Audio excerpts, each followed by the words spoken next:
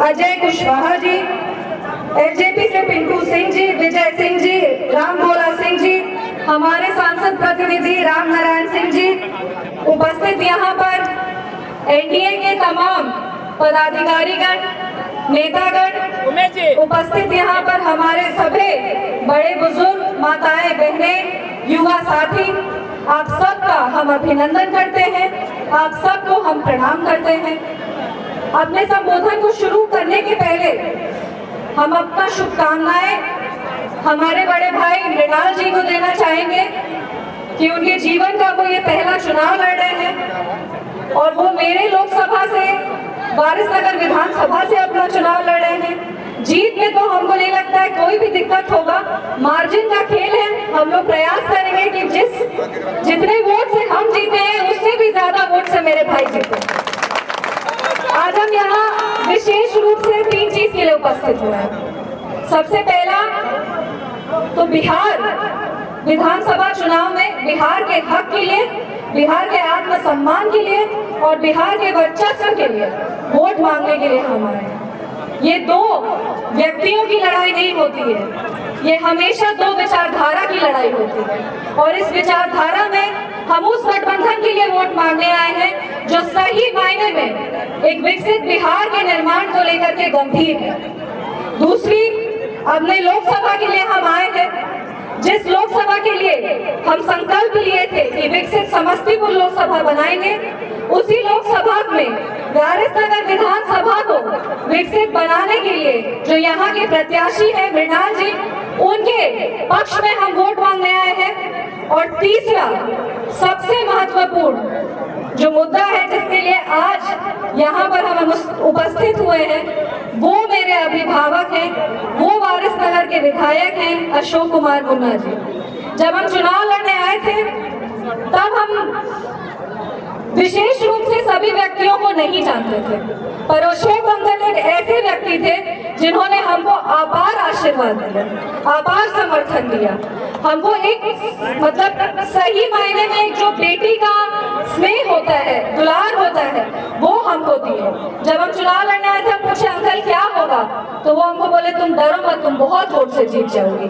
और वो वही चीज आज हम अंकल को बोलने आए कि अंकल आप डरिए मत, हम भैया को बहुत वोट से जिताएंगे। और उसी तरीके से, जिस तरीके से हमको समस्तीपुर ने अपनी बेटी माना है, हम पूरा प्रयास करेंगे कि वारिसनगर को, मृणाल भैया को भी वारिसनगर अपना बेटा माने।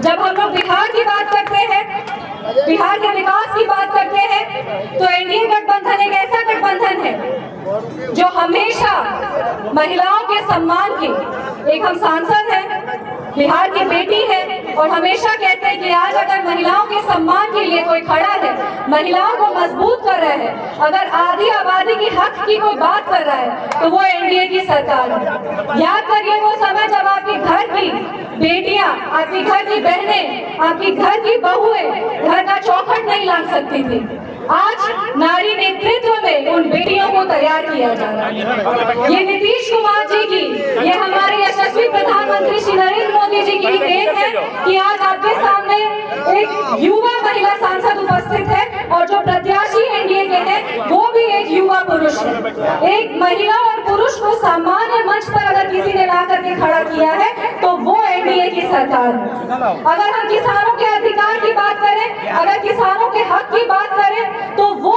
लड़ाई भी एनडीए की सरकार ने लड़ी है। अगर हम लोग गरीबों के आत्मसम्मान की बात करें, गरीबों के हक की बात करें, तो वो लड़ाई भी एनडीए की सरकार ने लड़ी है। ये सब जो कहते हैं कि आज मुफ्त की प्रोत्साहन राशि बट रही है, लोग कहते हैं आज मुफ्त में वोट को खरीदने का प्रयास किया जा रहा है, उन सबको हम याद दिलाना चाहते हैं कि एनडीए आज बिहार की जनता के लिए नहीं खड़ी हुई थी, एनडीए 2005 में बिहार की जनता के लिए खड़ी हुई थी। और जब तक एनडीए के नेताओं में सांस बचेगा तब तक हम लोग बिहार के लिए लड़ते रहेंगे। आज जब हम लोग बात करते हैं बिहार विधानसभा चुनाव की, तो कांग्रेस पार्टी, राजद, इन सब के नेता हम लोग के सामने खड़े हो जाते हैं कि वोट चोरी करके ये लोग अपनी सरकार बनाते हैं। तो हम उनसे पूछना चाहते हैं कि जहाँ पे उनकी सरकार बनती है वहाँ पे वोट चोरी नहीं होती है, और जहाँ पे एनडीए की सरकार बनती है वहाँ पे वोट चोरी होती है। हम उनसे पूछना चाहते हैं कि वो बिहार के बाहर के ऐसे नेताओं को बिहार में क्यों लेकर